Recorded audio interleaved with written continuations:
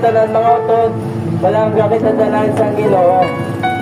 Si Kristo nagpakamatay at nagpalangaw sa cross dito sa cross ng Kalbaryo para kita makabatol sa kaluwasan kung sa panghigugma. Naginasip sa ating mga kabuhi na siniya kalibutan. Gusto mo natin mga utod ang maayo sa Ginoo. Ang iya nga dako nga kaluhoy kag grasya at ginatag niya sa aton.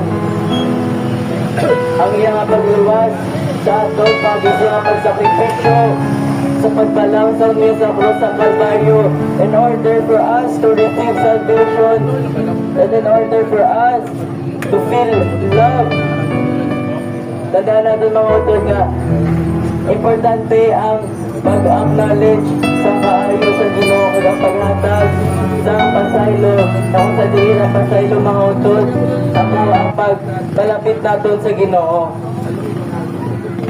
Palangga kita dalan sa Ginoo mga utod kag we must also love God for He first loved us.